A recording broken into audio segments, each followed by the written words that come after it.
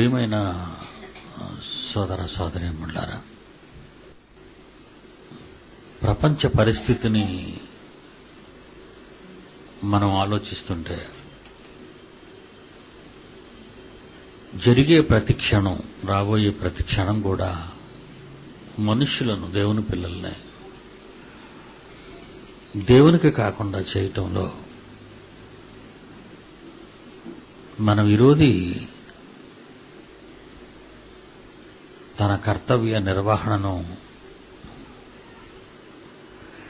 ఎన్నో ఎత్తులతోనూ, పై ఎత్తులతోనూ, ఎన్నో ఆలోచనలతోనూ, ఎన్నో ఆశలతోనూ ప్రపంచ మానవాళిని అక్రమార్గాన్న తీసుకువెళ్తుంది. తనకున్న సమయాన్ని అది సద్వినియోగపరచుకోవటంలో మనుషుల కంటే ఎక్కువైనటువంటి శ్రద్ధను చూపగలుగుతుంది. ఈ విషయాన్ని బైబిల్లో దేవుడు తన పిల్లలైన మనకు తెలియకుండా ఉండుట వల్ల ఎంత ప్రమాదం అన్నది తెలియచేయటానికి ఒక చక్కటి వాస్తవాన్ని బైబిల్లో ఆయన రాయించాడు. ప్రకటన గ్రంథం దేవుని మనస్సు, దేవుని ఉనికి, మనుష్యుల బ్రతుకులు, ప్రపంచ నడవడి ఈ అంత్యకాలంలో క్రీస్తు వచ్చిన తరువాత, వచ్చినప్పటి నుండి ఎంత దయానీయమైన దుస్థితికి చేరిపోతుందో తెలిపే మహాజ్ఞానాన్ని, ఆ జ్ఞానం గల పుస్తకాన్ని యేసే తెరిచినట్టుగా, యేసు ద్వారా తెలియబడినట్టుగా, ప్రపంచంలో మరెవరి వలన అది జరగలేదు అని 5వ అధ్యాయంలో ముందుగా మొదటి వచనం నుంచి మనం చూస్తే ఈ బైబిల్ గురించిన ఒక ఉన్నతమైన మాట వ్రాయబడింది. ఈరోజు మీ చేతిలో ఉన్నది, ఈరోజు మీరు చదువుకుంటున్న ఈ పుస్తకం ఒకనాడు భద్రపరచబడినది, ఒకనాడు ప్రపంచంలో ఎవరూ తెరవనిదిగా ఉన్నట్టుగా కనబడుతుంది. 5వ అధ్యాయంలో ప్రకటన గ్రంథం ప్రారంభం నుంచి లోపటను వెలుపటను రాతగలిగి 7 ముద్రలు గట్టిగా వేసి ఉన్న ఒక గ్రంథము సింహాసనమునందు ఆసీనుడయుండు అని కుడి చేత చూచితిని. ముందే ఈ సంగతులు, ఈ గ్రంథములో ఉన్న సంగతులు అపవాదికి తెలియటం వలన, దుష్టునికి, మన విరోధికి తెలియటం వలన ప్రపంచ మానవాళ్లైన తన పిల్లలు, దేవుని పిల్లలకు దేవుడు చెప్పిన సంగతులు, దేవుడు చెప్పిన మెలకువలు తప్పుదారిన, తప్పుడుగా, వేరొక మార్గాన్న బోధించబడునేమో అన్న ఆందోళనతో గట్టిగా అనే పదం ఉందో చూడండి అక్కడ. అంటే టాప్ సీక్రెట్ అని అనొచ్చుతుంది. మనం గట్టిగా, ఏంటి గట్టిగా? 7 ముద్రలు, 7 సీల్స్. సీల్ అంటే ముద్ర. కోర్టు వారు ఈ ఇల్లు నీది కాదు అని తీర్పిచ్చిన తర్వాత వచ్చి తలుపులు వేసి, తాళం వేసి, తాళం తీయకుండా ఆ తాళం మీద సీలు వేస్తారు. లక్క కరగబెట్టి వేడివేడిగా దాని మీద ఒక ముద్ద పెట్టి గవర్నమెంట్ ముద్ర దాని మీద వేస్తారు. ఇంకా అదెవరు విప్పకూడదు. అలాగే మీరు ఎలక్షన్ బాక్సులు చూస్తే, ఎలక్షన్స్ అయిపోయిన తర్వాత ఓటర్లు తమ ఓట్లు ఆ డొక్కుల్లో, డబ్బాల్లో వేసిన తర్వాత వాటన్నిటినీ సీల్ చేస్తుంది ప్రభుత్వం, గవర్నమెంట్. ప్రత్యేక పోలీసు బృందాలను, ప్రత్యేక అధికారాలు కలిగినటువంటి అధికారుల చేత వాటిని సీలు వేస్తారు. ఎందుకంటే అవి బయట కనబడకూడదు, బయట ఎవరికి చిక్కకూడదు. ఏ ఓటరు ఎవరికి ఓటేశాడో అన్నది ఎవరూ ముందుగా చూడకూడదు. అలా చూడటం వల్ల అనర్థాలు జరుగుతాయని, పొరపాట్లు దొరుకుతాయని ఉద్దేశం. ఆ బాక్సులను బ్యాలెట్ బాక్సెస్ అంటారు, వాటిని బ్యాలెట్ బాక్సెస్. వాటి మీద ప్రభుత్వం సీలు వేస్తుంది. ఓట్ల లెక్కింపు ప్రభుత్వం ఎప్పుడు డిక్లేర్ చేస్తుందో అప్పుడే ఆఫీసర్లు, అధికారులు ముందుగా ఆ పెట్టెల్ని తెరుస్తారు. ఆ ఓట్ల లెక్కింపులో ఒక ప్రత్యేకమైనటువంటి కట్టుదిట్టమైనటువంటి పహారా, భద్రత కల్పిస్తారు.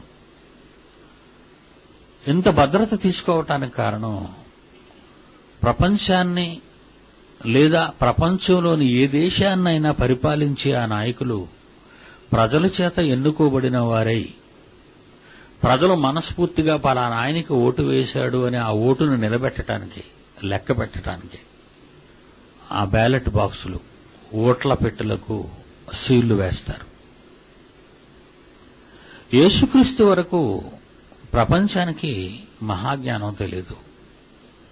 యేసుక్రీస్తు వచ్చినంత వరకు, యేసుక్రీస్తు వచ్చి మొదటి 100 సంవత్సరాలలో తన శిష్యుల ద్వారా, అపోస్తలుల ద్వారా వ్రాయించిన 27 పుస్తకాలు, వాటిలోనే మహాజ్ఞానం పరిపూర్ణంగా ఉంది. ఒకసారి మీరు అది మూసేయకుండా యోహాను గారు రాసినటువంటి సువార్తలో 16వ అధ్యాయాన్ని మనం గాని చూస్తే 12వ వచనంలో యేసు చెప్పినప్పుడు కూడా, 12వ వచనంలో 16వ అధ్యాయం యోహాను సువార్త 12వ వచనంలో యేసు మాట్లాడుతున్నప్పుడు కూడా ఏమన్నాడు అంటే, ఇంకా చాలా సంగతులు ఉన్నాయి మీకు చెప్పవలసినవి, ఇప్పుడు నాకు టైం లేదు చెప్పటానికి, నాకున్న ఆయుష్కాలం చాలా తక్కువ, నేను వెళ్ళిపోతున్నాను, ఇంకా మీరు వినబోతున్నారు ఇవే కాదు అని ఏమంటున్నాడో చూడండి. 12వ వచనం నుంచి, నేను మీతో చెప్పవలసినవి ఇంకను అనేక సంగతులు కలవు. చాలా ఉన్నాయి మీకు చెప్పవలసినవి, చాలా. అంటే పాత నిబంధనలోని 39 పుస్తకాలలో లేదా యేసు మాట్లాడుతున్నప్పటికీ, యేసు పుట్టినప్పటికీ 39 పుస్తకాలు ఉన్నాయి, ఆదికాండం నుంచి మలాకీ వరకు. ఆ పుస్తకాలలో ఈ మాట చూడండి, 12వ వచనంలో మాట, ఇంకను చెప్పవలసినవి ఇంకను అనేక సంగతులు కలవు అన్నాడు. చెప్పవలసినవి ఇంకను అనేక సంగతులు కలవు. యేసు 39 పుస్తకాలు రాయబడిన తరువాత ఆదికాండం నుంచి మలాకీ వరకు పుట్టాడు. యేసు ఎప్పుడు పుట్టాడు? 39 పుస్తకాలు రాయబడిన తరువాత పుట్టాడు ఆయన. 1, 2, 3, 4 క్రొత్త నిబంధనలో పుస్తకాలు, మత్తయి, మార్కు, లూకా, యోహానులు. అప్పటికి కూడా మత్తయి, మార్కు, లూకా, యోహాను అప్పటికి కూడా యేసుక్రీస్తు గురించి రాయబడినవి ఈ సువార్తలు 4. అప్పటికి కూడా అనేక సంగతులు కలవు అన్నాడు. సందర్భాన్ని మీరు ఆలోచించాలి. అప్పటికి కూడా చాలా సంగతులు ప్రపంచానికి తెలియవు. నేను మీతో చెప్పవలసినవి ఇంకనూ అనేక సంగతులు కలవు. 13వ వచనం, ఆయన అనగా సత్యస్వరూపి అయిన ఆత్మ, పరిశుద్ధాత్మదేవుడు వచ్చినప్పుడు మిమ్మును సర్వసత్యములోనికి నడిపించును. అంటే నాతోనే మీకు అంతా తెలిసిపోయింది అని అనుకోకండి అన్నాడు. నేను వచ్చి చెబుతున్నాను మీకు తండ్రి దగ్గర విన్న సంగతులు. నేను చెప్పిన వాడితో అన్నీ సరిపోయాయి, అన్నీ వచ్చేసాయని మీరు అనుకోకండి. నేను కొన్ని చెప్పలేదు, కొన్ని అనలేదు, అనేక సంగతులు ఇంకా నేను మీకు చెప్పలేదు. అవి పరిశుద్ధాత్మదేవుడు వస్తాడు చెప్తాడు మీకు. ఆయన కూడా కొంచెమే చెబుతాడు, మిగిలినవి చెప్పడు అని కూడా అనలేదు. కింద ఏమన్నాడు చూడండి 13వ వచనంలో, అనగా సత్యస్వరూపి అయిన ఆత్మ వచ్చినప్పుడు మిమ్మును సర్వసత్యములోనికి నడిపించును అన్నాడు. అంటే పరిశుద్ధాత్మ దేవుని రాకతో మీరు తెలుసుకోవలసిన సంగతులన్నీ తెలియపరచబడతాయి. మీకు అర్థమైంది అనుకుంటాను. ఏమండి, ఇప్పుడు మీరు ప్రకటన గ్రంథం 5వ అధ్యాయానికి రండి. ఈ ప్రకటన గ్రంథం 5వ అధ్యాయంలో యేసు అన్న ఈ మాటల గురించే యోహాను గారు రాస్తున్నారు. ఇదే కదండి ఇందాక 16వ అధ్యాయంలో చెప్పింది కూడా యేసు అన్న మాటల్ని. సర్వసత్యంలోకి మీకు ఎప్పుడు వెళతారు అంటే పరిశుద్ధాత్మ దేవుడు యేసు వెళ్లిన తర్వాత వచ్చి వ్రాయిస్తాడు మిగిలిన పుస్తకాలని, ప్రకటన గ్రంథం వరకు. చివరి పుస్తకం రాస్తున్నాయని ఈ మహానుభావుడే, ఈ యోహాను గారే. చివరి పుస్తకాన్ని రాస్తూ ఏమంటున్నాడంటే 7 ముద్రలు గట్టిగా వేసి ఉన్న ఒక గ్రంథము. 7 ముద్రలు గట్టిగా వేసి ఉన్న గ్రంథం అంటే ఒక బ్యాలెట్ బాక్సులో ఓట్లు లెక్కింపు జరిగినంత వరకు ఎంత భద్రతతో ప్రభుత్వపు అధికారం క్రింద ఉంటుందో బైబిల్ కూడా ఈ 27 పుస్తకాలలో మిగిలినవి ఇప్పుడు ఒక 4 మత్తయి, మార్కు, లూకా, యోహాను వరకు అనేక సంగతులు తెలియలేదని యేసు అన్నాడు గనక అపోస్తల కార్యాల నుంచి ప్రకటన గ్రంథం వరకు మిగిలిన 23 పుస్తకాలలో 27 మొత్తం, మత్తయి, మార్కు, లూకా, యోహాను 4 వదిలేస్తే ఇంకెన్ని 23. ఈ 23లో మహాజ్ఞానం రాబోతుంది అని తెలిసిపోయింది మనకి. సర్వసత్యంలోనికి వెళతారు అన్నాడు అని 7 ముద్రలు గట్టిగా వేసి ఉన్న ఒక గ్రంథము సింహాసనమునందు ఆసీనుడై యుండు వాని కుడి చేత చూచితను. అంటే తండ్రి అయిన దేవుడు కుడి చేతిలో ఉందట ఈ పుస్తకం. ఆ పుస్తకాన్ని ఎవరో రాయించారు? మీరు ఇంతవరకు కొత్త నిబంధనలోని లేక పాత నిబంధనలోని పుస్తకాలు ఎవరు రాశారు అంటే మనం చెప్తాం, మనం నేర్చుకున్నట్టుగా బైబిల్లో చదువుకున్నట్టుగా ఆదికాండం మోషే గారు ప్రారంభించారు. 66వ పుస్తకం ఆదికాండం మొదటి పుస్తకం, ప్రారంభ పుస్తకం. అది మోషే గారు ప్రారంభించారు. అది మొదటి రచయిత ఆయన. ఇక చివరి రచయిత 66వ పుస్తకం యోహాను గారు. ఏమండి, ఈ రచయితల గురించి చెప్పాం, ఎవరెవరు రాశారో చెప్పాం. ఇంతకీ యోహాను గారు దర్శనంలో చూస్తున్నప్పటికీ దేవుని చేతిలో ముద్రలు వేయబడిన ఆయన కుడి చేతిలో, తండ్రి కుడి చేతిలో ఉన్న పుస్తకం అదెవరు రాశారు? అది ఆయన మనస్సు. తండ్రి కుడి చేతిలో ఉన్న పుస్తకం 7 ముద్రలతో సీలు వేసి ఉంది చూసారా? ఆ పుస్తకం తండ్రి చేతిలోనే ఉంది, ఏ దూత చేతిలోనూ లేదు. తండ్రి పట్టుకున్నాడు. దానికి భద్రత కావాలి కనుక ఎవరి చేతికిచ్చినా లీక్ అవుతుంది, అది తప్పుదారిని పట్టించవచ్చు. అందుకే అది విప్పబడినంత వరకు తండ్రి చేతిలో ఉన్నట్టుగా ఉందండి. ఎంత భద్రతగా తండ్రి దాన్ని చూశాడో మీరు ఆలోచించటానికే ఈ మాటలన్నీ చెప్తున్నాను. బైబిల్ అంటే చాలా మందికి అసలు పెద్దగా బైబిల్ అండి అంటాడండి. పనికిరాని చెత్త పుస్తకాలండి ఆ బీటెక్, ఎంటెక్, ఎంసీఏ, ఈ పెద్ద పెద్ద పుస్తకాలు. వీళ్ళందరూ ఈ సైంటిస్టులు అన్ని పనికిరాని పుస్తకాలన్నీ, ఒక మనిషి రాసిన పుస్తకాలను అద్దాల బ్యూరోలో పెట్టి భద్రంగా దాచుకుంటారు. బైబిల్ మాత్రం కిల్లి కొట్లో పడి ఉంటుంది. ఎంత భద్రతతో దేవుడు దానిని దాచాడో అంత కుక్కల జింపను విస్తరిగా మారిపోయిందండి ఈరోజు ప్రపంచంలో బైబిల్. ఈరోజు బైబిల్ని ఎవడు ఇష్టానుసారంగా వాడు రాసుకుంటున్నాడు. ఎంతకు దిగజారిపోయిందంటే వ్యవస్థ. క్రైస్తవులు డేక్స్ అనేవాడు రాశాడు కనుక డేక్స్ బైబిల్ అయిపోయింది. న్యూ స్టాండర్డ్ వెర్షన్ కనుక ఆయన న్యూ స్టాండర్డ్ వెర్షన్ లోకి బైబిల్ రాయబడింది. జేమ్స్ రాశాడు, జేమ్స్ కింగ్ గా ఉన్నప్పుడు రాయించాడు కనుక కింగ్ జేమ్స్ వెర్షన్ అయింది.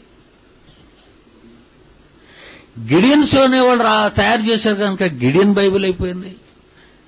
టోటల్ గా ఇంటర్నేషనల్ వెర్షన్ అని కొందరు కూడుకొని రాశారు కనుక అది ఇంటర్నేషనల్ వెర్షన్ అయిపోయింది.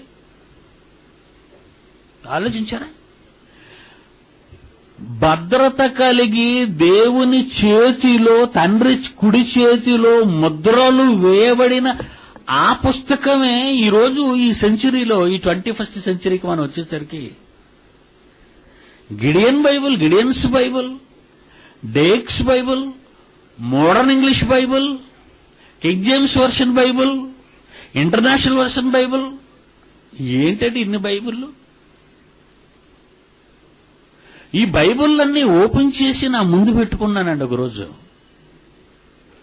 ఎక్కాల పుస్తకాన్ని ఏ ప్రస్సోడు ముద్రించినా 2 రెళ్ళు 4 ముద్రిస్తాడు. బాగా వినండి. ఎక్కాల పుస్తకాన్ని ఏ ప్రస్సోడు ముద్రించినవండి, దేశంలో ఏ దేశం ముద్రించినవండి, 2 రెళ్ళు 4, 2 3 6, 2 4 8. అంతే అంటారా? ఏమైనా మార్పు జరుగుతుందంటారా? అమెరికా వాడు ప్రింట్ చేశాడు కనుక 2 రెళ్ళు 5 అవుతుందా? కాలేదు. ఆస్ట్రేలియా వాడు ప్రింట్ చేశాడు కనుక 2 రెళ్ళు 3 అవుతుందా? కాకూడదు. ప్రియులారా, నిజంగా నా మనస్సులో నేను పడిన ఆవేదన, ఒక కింగ్ జేమ్స్ వెర్షన్ చూస్తే అదొకలా ఉంది, డేక్స్ బైబుల్ చూస్తే వాడొకలాగా ట్రాన్స్లేట్ చేశాడు కొన్ని భావాలని, ఇంటర్నేషనల్ వెర్షన్ చూసేసరికి వాడొకలాగా ట్రాన్స్లేట్ చేశాడు, గిడియన్స్ బైబుల్ చూస్తే వాడొకలాగా ట్రాన్స్లేట్ చేశాడు. కనుక నాకు ఈ మధ్యన ఒక కొత్త ఆలోచన ఏంటంటే, నేను అర్జెంటుగా గ్రీకు నేర్చుకోవాలనిపించింది, అర్జెంటుగా హిబ్రూ నేర్చుకోవాలనిపిస్తుంది. ఎందుకంటే ప్రారంభ ఈ 66 పుస్తకాలలో మొదటి 39 పుస్తకాలు హిబ్రూలో రాయబడ్డాయి, తర్వాత 27 పుస్తకాలు గ్రీకులో రాయబడ్డాయి. ఇవి కూడా లేటెస్ట్ హిబ్రూ అండ్ గ్రీక్ అని అనుకోకుండా ఆదిమ హిబ్రూ గ్రీకు. ఏమండి, ఈ మధ్యని ఎలా అయిపోయారంటండి, ఎన్నో సందర్భాలు మనకు తెలుసు మారిపోవటం. కడప అనగానే CU DDA PAH. నా చిన్నప్పటి నుంచి అలాగే చదువుకున్నానండి. కడప స్పెల్లింగ్ ఎలాగంటే CU DDA PAH. ఈ మధ్యని అక్కడి నుంచి ఉత్తరాలు వస్తున్నప్పుడు ఒకసారి ఉత్తరం మీద KADAPA అని ఉంది. KADAP. ఇది కడపే, అది కడపే. ఎందుకు ఇలా మార్చారు? వాళ్ళ ఇష్టం అండి, మార్చారు. మీరు చదువుకోవడమే. కలకత్తా కోలు కొత్త అనమన్నాడు అంతే. అను బాంబే అనేవారు, ముంబాయి అను, మెడ్రాస్ చెన్నై అను. ఏమండి, ఊరు పేర్లు మార్చుకోమనండి, వాళ్ళ తలరాతలు మార్చుకోమనండి, మనం ఏమనం. బైబిల్ను మార్చటం, బైబిలులోని పదాలు మార్చబడితే భావాలు మారిపోతాయి. బైబిలు మారిస్తే, అర్థాలు మారితే భావాలు మారిపోయే భయంకరమైన ప్రమాదం ఉంది. ప్రకటన గ్రంథం 5వ అధ్యాయంలో మళ్ళా ఆలోచిద్దాం. మొదటి వచనం. ఒక్కొక్కడు మాట్లాడుతూ అంటాడండి, సార్ మీరు డేక్స్ బైబిల్ చదవండి సార్, చాలా బాగుంటుంది అంటాడు. ఏటి బాగుంది ఇది? ఏమండి, ఎక్కాల పుస్తకం అమెరికాలో ప్రింట్ అయింది చదవండి కరెక్ట్గా ఉంటుందంటే ఎలాగుంటుందండి? అమెరికాలో ముద్రించిన 2 రెళ్ళు 4. మరి బాగుంటుంది అంటున్నాడు ఏంటి? అంటే 3 కనబడి ఉంటుంది అందులో, 2 రెళ్ళు 3 అని. చూసారా మనిషి మట్టి జ్ఞానం ఎలా తయారైపోతుందో? అలాగనగానే వాడిని చూసి మనం నవ్వుకుంటాం, ఇటు ఎర్రోడ్లా ఉన్నాడని. ఏమనుకున్నాడో మరి, ఎలా చదువుకున్నాడో తెలియదు కానీ బైబిల్ని వాడుక భాషలో బైబిల్ని ఒక దాన్ని రాయడం మొదలుపెట్టి రాసేశాడు, ప్రజల మధ్య వదిలేశాడు, కొంత కొంపాళ్ళకి ఇంకిపోయింది. బైబిల్ అనేది ఎంత కేర్ఫుల్ గా ప్రకటన గ్రంథం 5వ అధ్యాయంలో ఉందో ఇప్పుడు మీరు చూడండి. 5వ అధ్యాయం మొదటి వచనంలో, లోపటను వెలుపటను రాతగలిగి 7 ముద్రలు గట్టిగా వేసి ఉన్న ఒక గ్రంథము సింహాసనమునందు ఆసీనుడయుండి వాని కుడి చేత చూచితిని. ఎక్కడుందటండి బైబిల్? సింహాసనం మీద ఉన్నాయన ఎవరు? సింహాసనం మీద ఉన్నాయన ఎవరండి? తండ్రి. పరలోకమందున్న మా తండ్రి అంటాం కదండి, ఆయన. ముద్రలు ఎలాగున్నాయటండి? ఆయన చేతిలో ఉన్న పుస్తకానికి గట్టిగా ఉన్నాయటండి, గట్టిగా గట్టిగా వేశాడటండి ముద్రలో. దేవుడి చేతిలో ఉన్న వాటికి గట్టిగా ఉన్నాయి ముద్రలు. అంటే ఎంత సెక్యూరిటీగా ఉంది బైబిల్. మహాజ్ఞానం ఇందాక మొదట చెప్పని చూసారా, 27 పుస్తకాలతో కూడిన మహాజ్ఞానం. ఒక మంచి మీకు అర్థమయ్యేది, ఈజీగా మీకు అర్థమయ్యే ఒక పదాన్ని బైబిల్లోని చూపిస్తానండి. మత్తయి సువార్త 13వ అధ్యాయంలో 55లో క్యాథలిక్ అనువాదంలో చదువుతానండి నేను ఇప్పుడు. గాలి బాల్ రాశాడు దీన్ని, ట్రాన్స్లేట్ చేశాడు దీన్ని. దైవాశీస్సులతో గాలిబాల గుంటూరు పీఠాధిపతి, ఆంధ్ర క్యాథలిక్ బైబిల్ సంఘ అధ్యక్షుడు.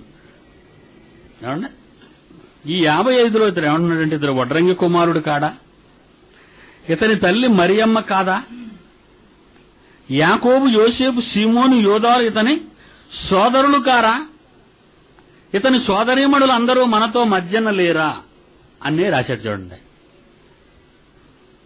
మరలా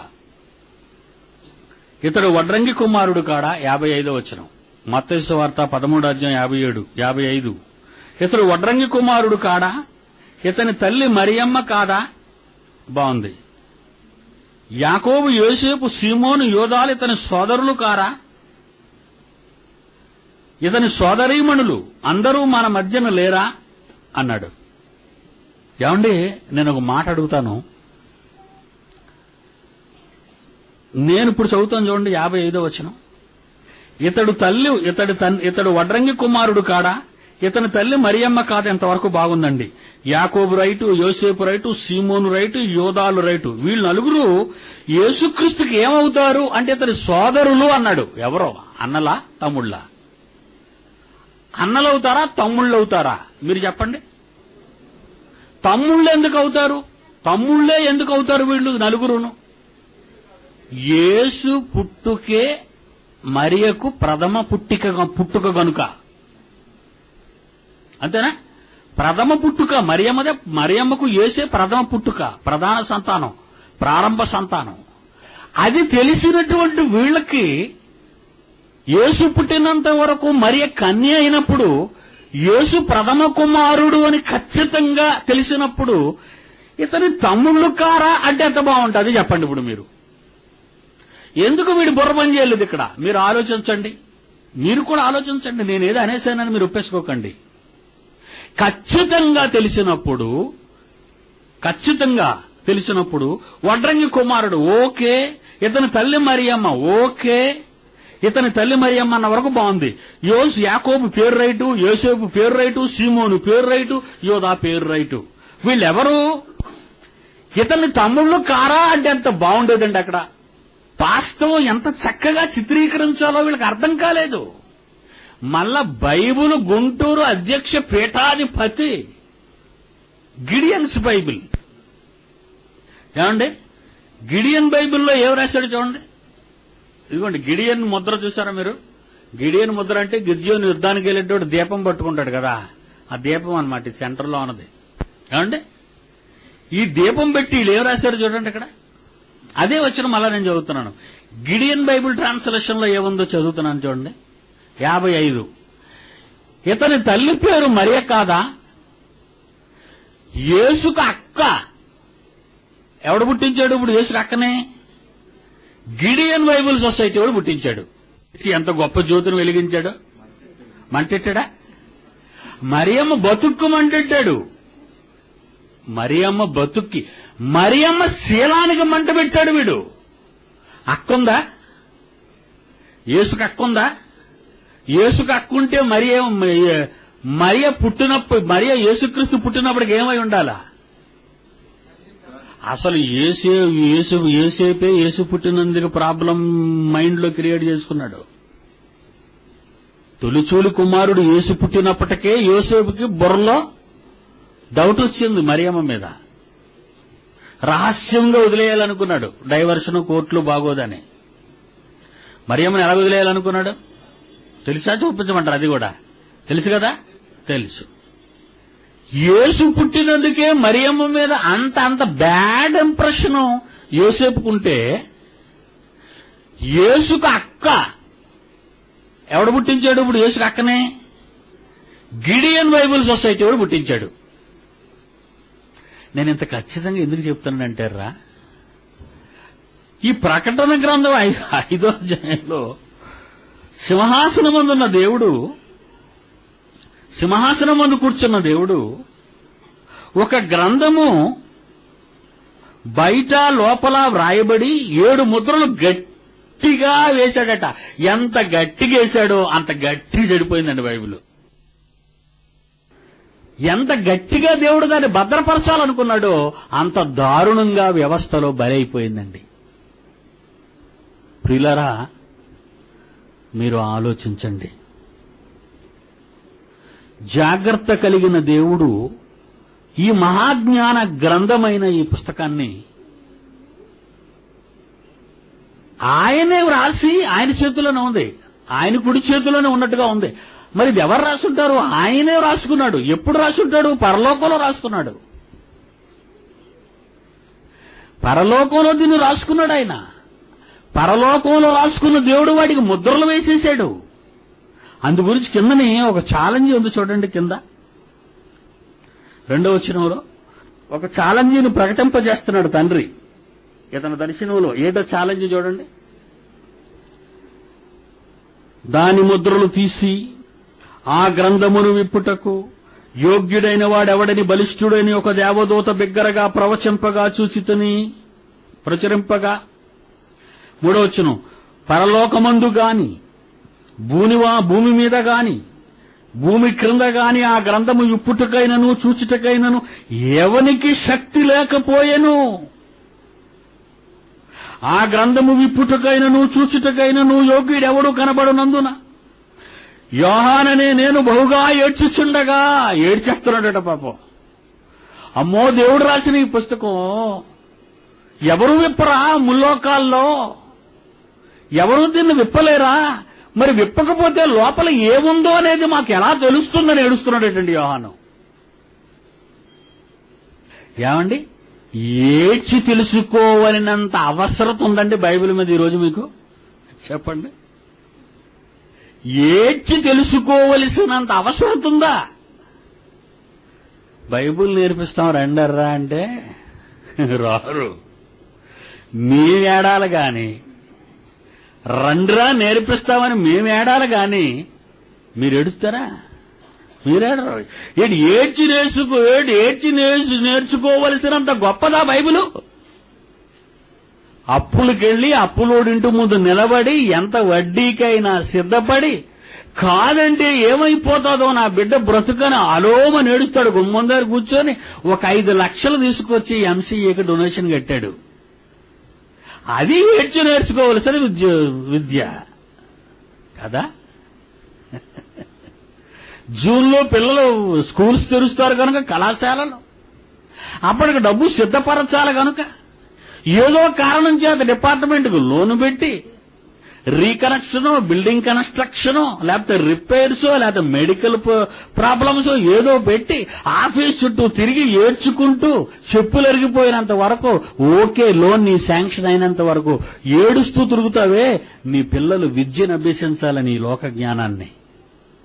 దేనికోసం ఏడ్చుకు తిరుగుతున్నావు? ఏది నేర్చుకోవాలని.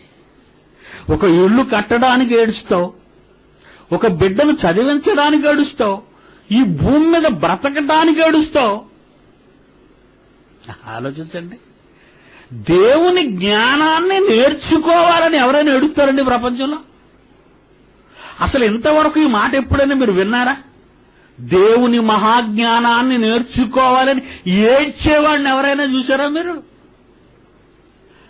అవసరాలు తీరడానికి చచ్చిపోతాడని డాక్టర్ చెప్పాడు కనుక వాడి మంచం దగ్గర మోకరిలు ఎడుస్తావండి బతికించమని.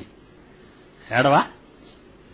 పిల్లలు పుట్టకపోతే ఏడుస్తావు, ఆ పిల్లలు సరిగా బ్రతకపోతే ఏడుస్తావు, ఆ పిల్లలకు సరైన బ్రతుకులు సెటిల్ కాకపోతే ఏడుస్తావు, నీ ఇంట్లో బాగులేకపోతే ఏడుస్తావు, నీకు బాగులేకపోతే ఏడుస్తావు. దేవుని మహాజ్ఞానాన్ని తెలుసుకోవాలని ఏడ్చేవాడు ఈ ప్రపంచంలో ఎక్కడున్నాడో చెప్పండిరా మీరు. ఈరోజు ఆ పుస్తకం ఎవరి చేతిలో చూసిన పుస్తకమేనండి. Bible Bible Bible Bible Bible అందరి చేతిలో పుస్తకం. అందులో ఏముందో తెలీదు. ఎలా చెప్పగలను? నహూము తీయమనండి, తెలియదు వాళ్ళకి ఎక్కడుందో. అది కొత్త నిబంధనలో తెలియదు కొంతమంది కదా, పాత నిబంధనలో తెలియదు. ఈ పాత నిబంధనలు 39 పుస్తకాల్లో ఏ పుస్తకం తర్వాత ఉందో తెలీదు. ఈలోగా చదివేస్తుంటాడు చెప్పినోడు. ఇంకెందుకు ఇలా సెటిల్ చేసి మూసేస్తాడు దాన్ని. ఎంత స్టాండర్డ్ అండి మంది. బొత్తిగా బొత్తిగా బొత్తిగా విడిచిపెట్టబడింది బైబిలు. మార్కు సువార్త 7వ అధ్యాయం 9వ వచనం చూడండి. మార్కు సువార్త 7వ అధ్యాయము 9వ వచనం. యేసుప్రభు అంటున్నాడు వాళ్ళని చూసి, శాస్త్రుల్ని, పరిసయ్యుల్ని, యూదుల్ని, ఆనాటి యూదుల్ని చూసి ఆయన అంటున్నాడు, మీరు మీ పారంపర్య ఆచారములను గైకొనుటకు దేవుని ఆజ్ఞ, దేవుడు రాసిన మాట, దేవుడు నీ బాగోగు నిమిత్తము రాయించిన మాట. శాస్త్రుల్ని, పరిసయ్యుల్ని, యూదుల్ని, ఆనాటి యూదుల్ని చూసి ఆయన అంటున్నాడు, దేవుడు రాయించిన మాట. మీరు దేవుని ఆజ్ఞను విడిచిపెట్టి మనుష్యుల పారంపర్యాచారమును గైకొనుటకు దేవుని ఏమన్నాడు?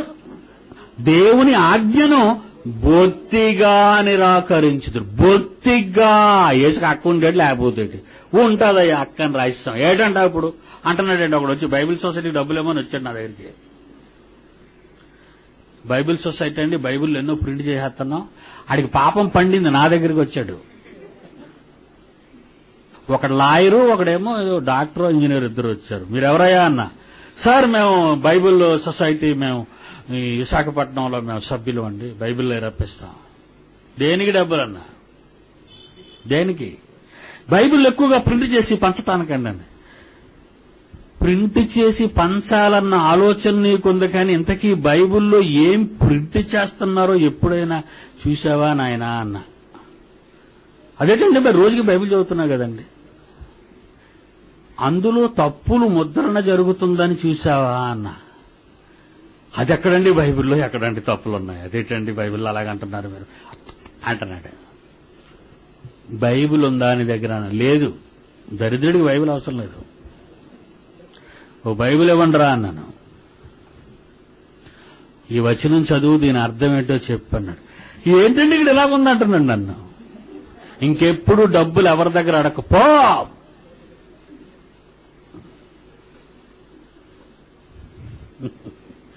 గుడ్డివాడిని బాబు ధర్మం చేయండి అన్నాడు. చూస్తూ అడుగుతున్నాడు అనుకోండి. గుడ్డివాడిని బాబు ధర్మం చేయండి, ఇంత మంచి బట్టలు, మంచి కళ్ళజోడు. గుడ్డివాడిని బాబు అంటే చాచి కొట్టేవు. వీళ్ళు అడుక్కోవడం కూడా అదే. నువ్వు బైబిల్ సొసైటీ రిప్రజెంటేటివ్ గా ఉండి బైబిల్లో ఏం ముద్రణ జరుగుతుందో ఎన్నడూ చూడని నీకు డబ్బులు బైబిల్ ప్రింట్ చేయటానిక? నీకేమైనా అవసరమా? పర్సనల్ ప్రాబ్లమ్స్ ఏమైనా? ఓ దేవుని పిల్లలారా, దేవుని వాక్యాన్ని 9వ వచనంలో ఏమన్నాడు? బొత్తిగా బొత్తిగా నిరాకరించుదురు. దేవుని వాక్యాన్ని బొత్తిగా నిరాకరించడం అలా ఉంచేయండి పోని. 13వ వచనంలో మహానుభావుడు యేసుక్రీస్తు వారు ఏమంటున్నారు చూడండి, వీళ్ళ భవిష్యత్తును చూసి.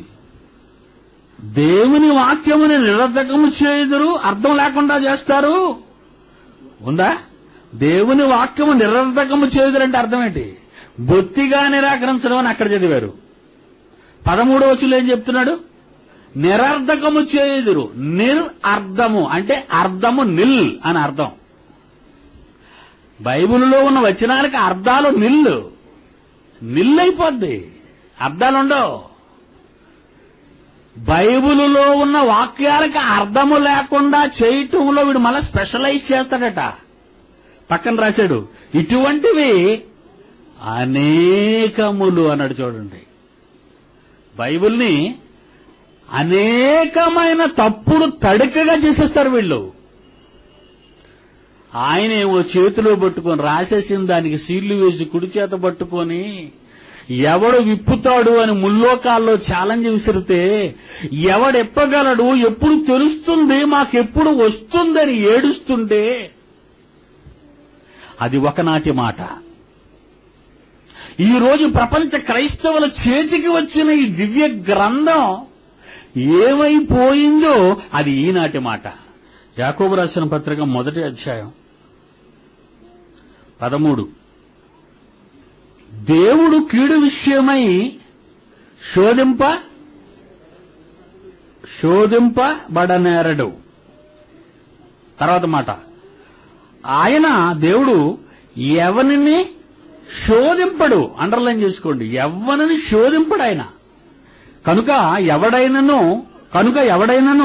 శోధింపబడినప్పుడు నేను దేవుని చేత శోధింపబడుచున్నానని అనకూడదన్నాడు. ఎందుకు అనకూడదన్నాడు? దేవుడు నన్ను శోధిస్తున్నాడని ఎందుకు అనకూడదన్నాడు? మత్తయి సువార్త 4వ అధ్యాయం 3వ వచనం చూడండి. ఆ శోధకుడు ఆయన యొద్దకు వచ్చి, యేసుక్రీస్తు యొద్దకు, 1వ వచనం, యేసు అపవాది చేత శోధింపబడుటకు. ఇప్పుడు శోధింపబడేవాడెవడు? శోధించేవాడెవడు? శోధకుడెవడు? అపవాది. మరలా శోధించేవాడెవడు? అపవాది. అపవాదెవడు? శోధకుడు. యాకోబులో ఏమన్నాడు? 1వ అధ్యాయం 13వ వచనంలో, ఆయన ఎవరిని శోధింపడు. దేవుడు శోధకుడు కాడు. దేవుడు శోధకుడు కాడు. యాకోబు 1:13, దేవుడు శోధకుడు కాడు. దేవుడు కీడు విషయమై శోధింపబడనేరడు. ఆయన ఎవరిని శోధింపడు గనుక ఎవడైనను శోధింపబడినప్పుడు నేను దేవుని చేత శోధింపబడుచున్నానని అనకూడదు. ఎందుకంటే దేవుడు శోధకుడు కాడు. శోధకుడు ఎవడు? అపవాది. హెబ్రీ పత్రిక 11వ అధ్యాయం, పక్క పుస్తకం రండి, యాకోబు పక్కదే, 17వ వచనం.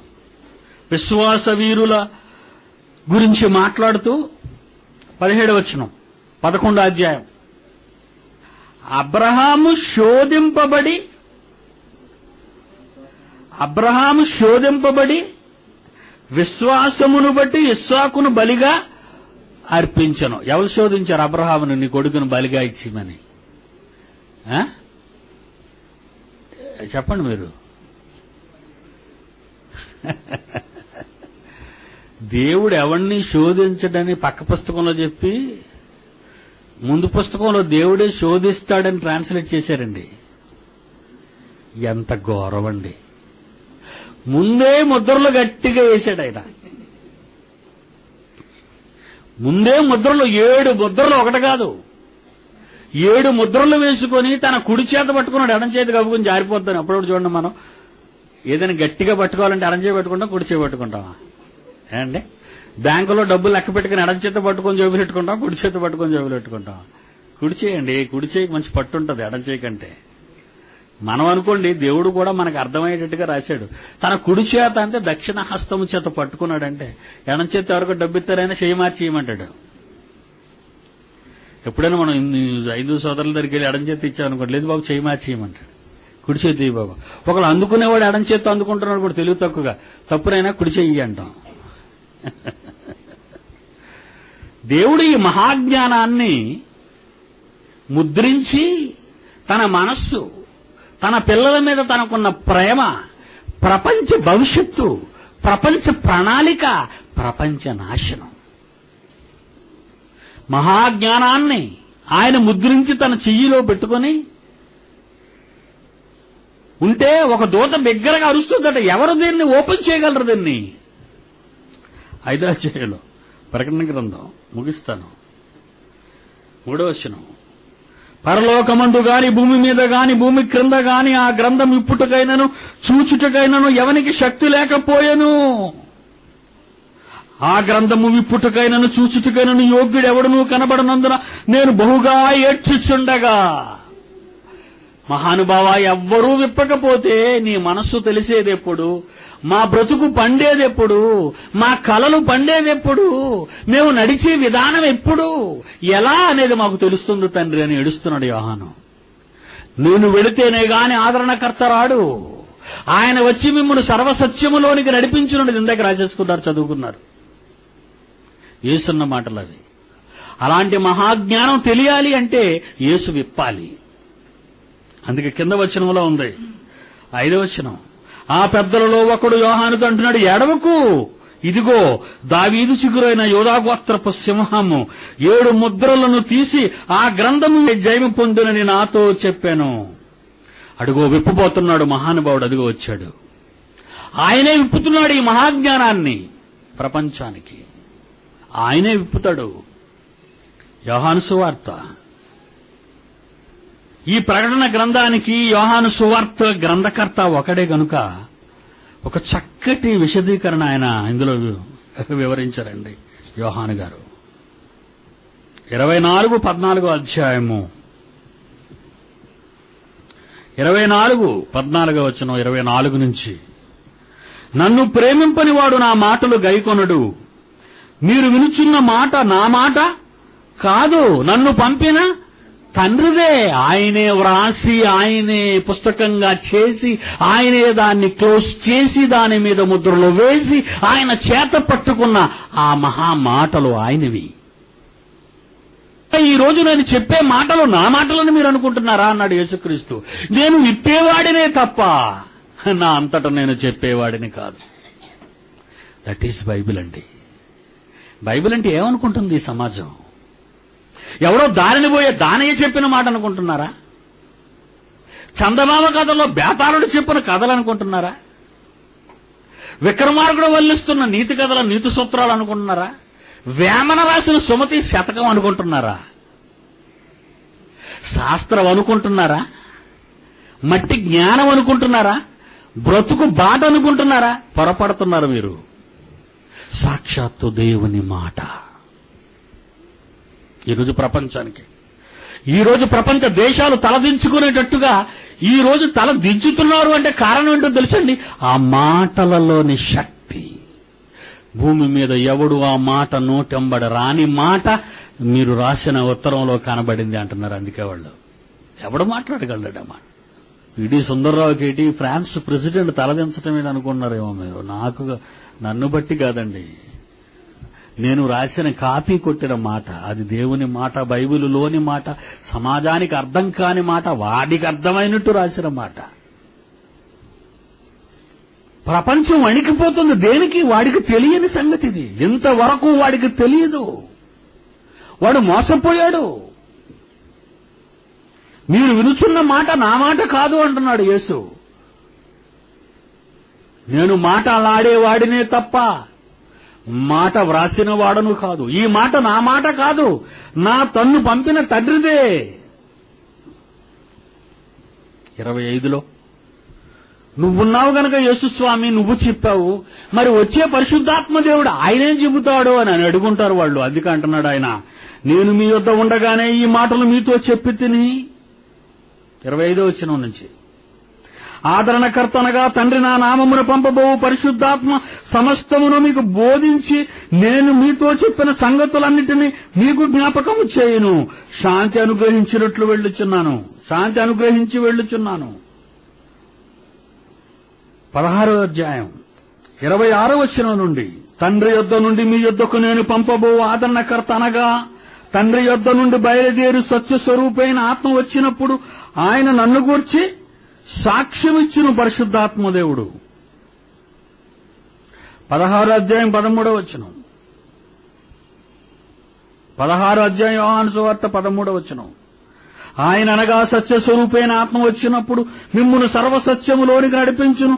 ఆయన కూడా తనంతట తానే పరిశుద్ధాత్మదేవుడు ఏమయో బోధింపగా వేటిని వినునో వాటిని బోధించి సంభవింపబోవు సంగతులను మీకు తెలియజేయును. 14, ఆయన నా వాటిలోనివి తీసుకొని మీకు తెలియజేయను కనుక ఆయన నన్ను మహిమపరచును. 15వ వచనం, తండ్రికి కలిగినవన్నీ నావి, అందుచేత ఆయన నా వాటిలోనివి తీసుకొని మీకు తెలియజేయనని నేను చెప్పి తిని. ఈ మాటలన్నిటిలో మనకు అర్థమైంటే ఈ మాటలన్నీ తండ్రివే. ఆయన 7 ముద్రలు వేసి ముల్లోకాలలో ఎవడూ విప్పని మహాజ్ఞాన గ్రంథమే ఆ బైబిల్. నేను దాన్ని చెప్పాను. సమయం కొంచెమే, నేను వెళ్ళిపోతున్నాను. పరిశుద్ధాత్మ తన దేవుడు వస్తాడు. ఆయన మిమ్మును సర్వసత్యములోనికి, అంటే ఆ గ్రంథములో ఏవి వ్రాయబడినవో అవన్నీ మీకు క్షుణ్ణంగా చెబుతాడు. అదేనండి బైబిల్. అదే 27 పుస్తకాలతో కూడిన నూతన నిబంధన గ్రంథం. అందులో లేనిది ఇంతవరకు ప్రపంచంలో ఎవడూ చెప్పనిదండి. చెప్పలేనిది అందులో వ్రాయబడినదండి. అందులో లేనిది ఎవడూ ప్రపంచంలో ఇంతవరకు చెప్పలేదండి. అంతకు మించిన జ్ఞానం ప్రపంచంలో ఏ గ్రంథంలో కనిపించదండి. మహాజ్ఞానం. సోదర సోదరీమణులారా, ఇంత మహాజ్ఞానం మీ చేతిలో ఉన్నప్పుడు, ఈరోజు ప్రపంచ క్రైస్తవ్యం చేతిలో ఉన్నప్పుడు అది ఎలా అయిపోయిందో చూశారా? తర్జుమాలలో తేడా, వ్యక్తులు తమకున్న మనస్సులను బట్టి, వాడుకున్న జ్ఞానాన్ని బట్టి బైబిల్ వాడనుకున్నట్టుగా తర్జుమా చేసి దేవుని మనస్సును వాడు పూర్తిగా మరిపించాడు. ఈరోజు బైబిల్ పట్టుకున్న వాళ్లేనండి ముక్కలైపోయారు. మొదటి శతాబ్దంలో, ప్రారంభ శతాబ్దంలో ఇవ్వబడిన ఈ మాటలు, ఈ మహాజ్ఞాన గ్రంథము, వెలువడిన ఈ మహాజ్ఞానము మొదటి 100 ఏళ్లలోనే పూర్తయిపోయిందండి. 27 పుస్తకాలు. 1900 సంవత్సరాలండి నిశ్శబ్దత.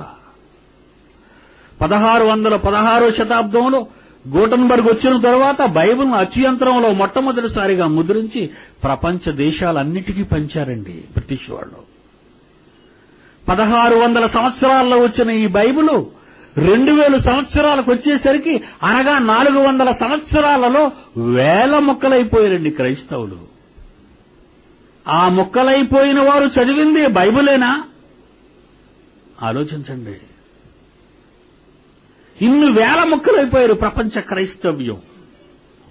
కొన్ని 1000 ఫెలోషిప్లు, వాళ్ళ బోధలు వేరండి. లూథరన్స్ వాళ్ళ బోధ వేరు, ఆర్సిఎం వాళ్ళ బోధ వేరు, సెవెంత్ డే వాళ్ళ బోధ వేరు, ప్రెస్బిటేరియన్ వాళ్ళ బోధ వేరు. ఒకే బైబిల్, ఒకే యేసు, ఒకే తండ్రి అని చెప్పుకునే వీళ్ళంతా సంస్థకు ఒక బోధ, ఒక డినామినేషన్కి ఒక బోధ. ఎందుకు మారిందో ఏ ఒక్కరైనా మార్టిన్ లూథర్లా విప్లవాన్ని తీసుకురాగలుగుతున్నారా? ఆనాడు విగ్రహాలతో కూడుకున్న రోమన్స్ బోధ, క్రీస్తు బోధన రోమన్స్ బోధగా మార్చేసుకున్నారు వాళ్ళు. అదే ఆర్సిఎం బోధ. దానిని ప్రొటెస్ట్ చేసిన మార్టిన్ లూథరు ఎంతవరకు దాన్ని ఎదుర్కొన్నాడు అంటే చివరికి అదే లూథర్ బోధ అయిపోయింది, లూథర్ మిషన్ అయిపోయింది. అంటే అది దానిని కాదనుకున్న మరెందరో ప్రొటెస్టాంట్లు దాన్ని విభేదించి వాళ్ళు కూడా వాళ్ళ బోధలు మార్చుకున్నారు. ఒక సెవెంత్ డే బోధ, ఒక బాప్టిస్ట్ బోధ, ఒక ఆర్సిఎం బోధ, ఒక లూథరన్ బోధ, ఒక ఫెలోషిప్ బోధ. ఈరోజు బైబిల్ ఎవరి చేతిలో పట్టుకున్నా వాడంటూ కొంతమందిని ఒక గుంపును తగ్గొట్టుకుని వాళ్ళ వల్ల బతకడం నేర్చుకున్నాడు. వాడి సంఘంలో ఉన్న వాళ్ళకి వాడు చెప్పే బోధ ఏంటో తెలుసా? మీరు ఏ బోధ వినటానికి బయటికి వెళ్ళకూడదు. ఎంత దారుణం అండి! లోకాలు పుట్టక ముందు మానవులకి ఏ మహాజ్ఞానాన్ని ప్రసాదించాలో, జగత్తు పునాది వేయబడక ముందే నిన్ను కావాలని కోరుకున్న నీ తండ్రి, కోటాను కోట్ల సంవత్సరాల క్రిందటే నీ నడవడి ఎలాగూ భూమి మీద ఉండాలో రాసుకున్న తండ్రి, మహాజ్ఞానాన్ని ఒక గ్రంథంగా రూపొందించి ముద్రలు వేసి తన దక్షిణ హస్తము చేత పట్టుకొని కోట్ల సంవత్సరాల తదనంతరం కుమారుని భూమి మీదకు పంపుతూ ఆ మహాజ్ఞాన గ్రంథాన్ని అతను నోట ఉంచి పలకమన్నాడు. మీరు వినుచున్న మాట నా మాట కాదు అంటున్నాడు యూదులతో యేసుక్రీస్తు.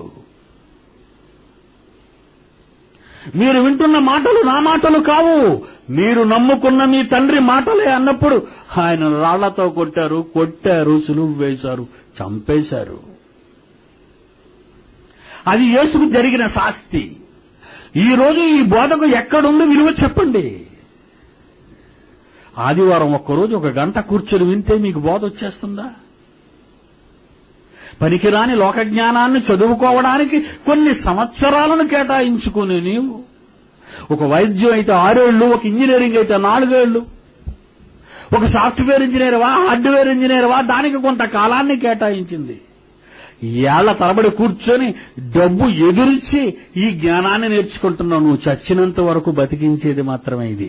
చచ్చిన తరువాత నిన్ను బతికించే ఈ మహాజ్ఞానాన్ని నేర్చుకోవటానికి నువ్వు పెట్టిన పెట్టుబడి ఎంత సోదరా?